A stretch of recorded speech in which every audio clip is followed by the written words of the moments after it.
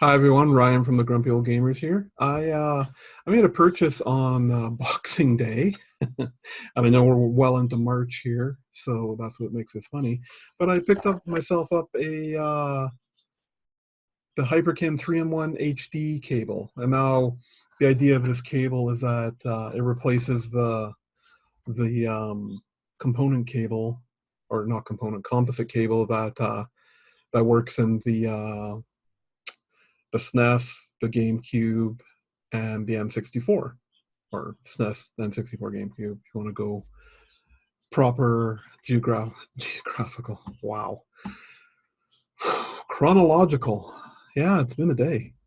Um, so I shot some video with some comparison stuff, and we're gonna uh, we're gonna take a look at that. Oh, first I'll show you what the actual cable looks like. So there it is, all unpacked.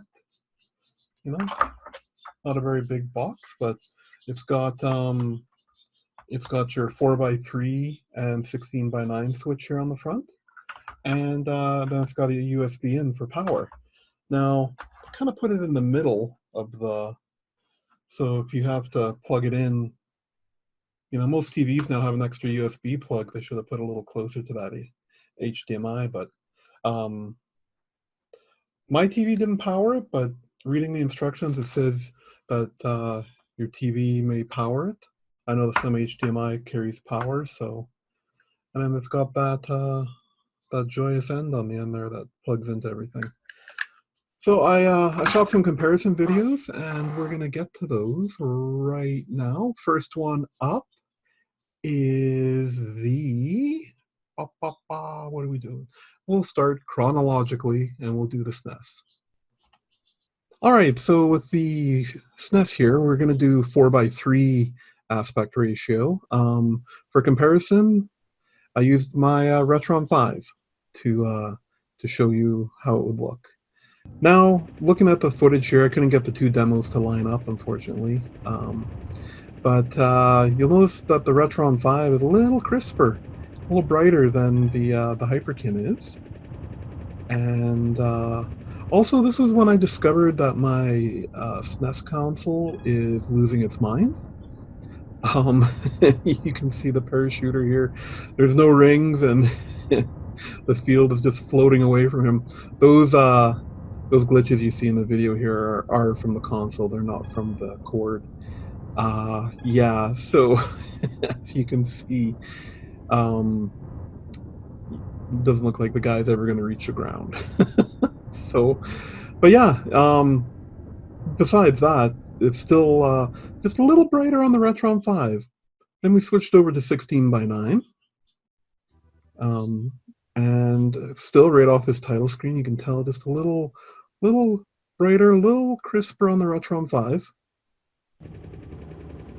And this is the best I could get on my SNES console, so just check out the airplane flying to nowhere. But yeah, so for the SNES, it definitely looks like, but I mean, the Retron 5 is a way more expensive option. You're looking at 130, 150 Canadian, depending when and where you got it. And the Hyperkin, I was able to get for $21 on Boxing Day sale there. So it looks pretty good for what it does. So that was the comparison of the SNES with using the 3-in-1 cable and coming off the Retron 5. Like I mentioned there, little sharper off the Retron, but you kind of expect that because it's a big device, big console designed for making your retro games look better. And the 3-in-1 is just a cable replacement that's kind of giving you the ability to plug into HDTVs. But I mean, it does do some smoothing, and it definitely makes a picture usable on an HD connection. For this next one, I'm doing the N64, and I'm using this little box here I bought. Neoteck, never even heard of that brand name before, but it's got your S-video and composite connections on the front there, and you just give a little switch, and on the back here It's got a power supply. It's a USB power supply, and HDMI out and a headphone out. And this is what I've had this over a year now, and basically anything that has a composite out is what I'll plug this in so that I can play it on the big TV, and it works great. So I decided to use this for the comparisons because I don't have any sort of console like a Retron 5 that does N64 yet. Apparently that's coming, but that's a story for another day. And so I did shot these or capture these other connections here. Let's check them out. Okay, here we go. We got the Hyperkin 3-in-1 in 4x3 mode. So I did the majority of the capture in 4x3. But as you can see here, it's kind of hard to tell at this, but everything's looking good so far.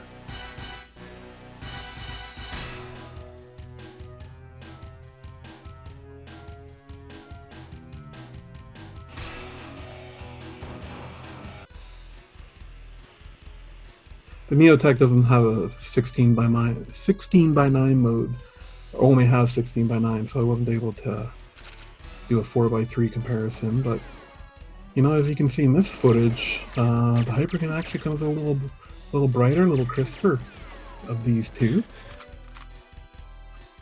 But you know, the upscaling's definitely there on both of them. It's nice smoothing going on.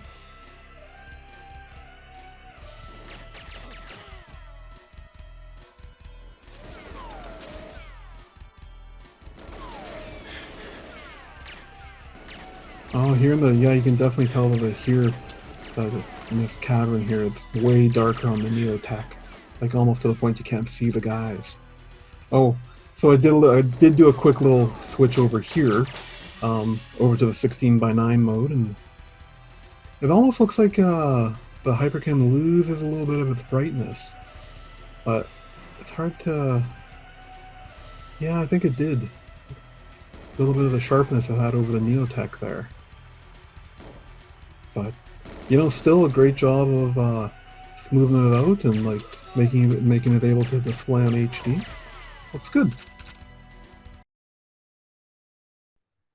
All right, so for the last test here with the Gamecube using the Hyperkin 3-in-1 cable, I used the Neoteck again with just the composite cables out of the Gamecube into it.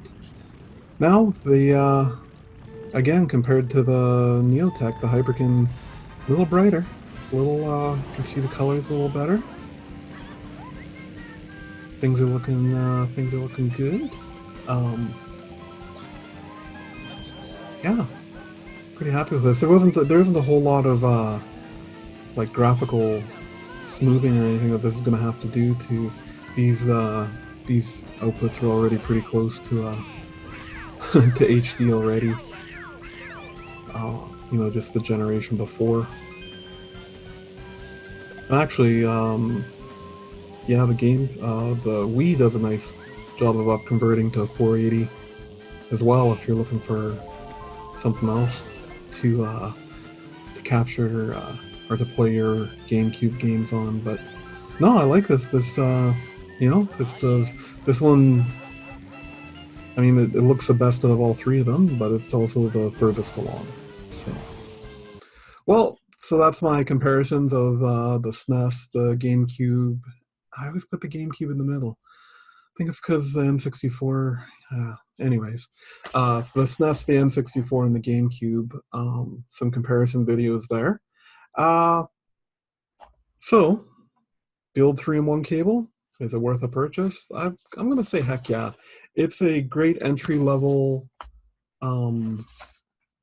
way to be able to play those three consoles on your HDTV. There aren't any real, besides the Retron 5 doing the SNES, you know, if you for your N64 and GameCube needs, there isn't a really good way of playing them in HD. And this, I mean, you can do a lot worse. I mean, there are, like I said, this is very entry level. I picked it up for 21. I think it's 40 Canadian regular. And I mean, there's some crazy, there's some mods you can buy to put in your N64 that You know, puts a HDMI port right on the back of your N64. You know, you can do it yourself or pay to have it done, and you're looking at hundreds of dollars then. But if you're just looking for a quick way to play this stuff, if you're not a video file in the sense that you need to see everything super clearly, um, you know, you could do a lot worse than this. As for the Neoteck, I'm going to put a link in the notes for this. I did a lot of research. I bought it off of AliExpress.com, and as you can imagine, there were hundreds of these things on there. But this one actually had a whole bunch of ratings, and you know, most of them positive. So I've been super happy with it. And again, for getting the job done, you could do a lot worse. I think I paid $21 for it, so a steal at that price. Anyways, I'm Ryan from the Grumpy Old Gamers. As always, you can check out our website, www.thegrumpyoldgamers.com. That's where we post all of our original content. And check us out on Facebook, fb.me/thegrumpyoldgamers. And if you're watching this on YouTube, like and subscribe. We like the likes. We love subscribing. All right, everyone, have a good day.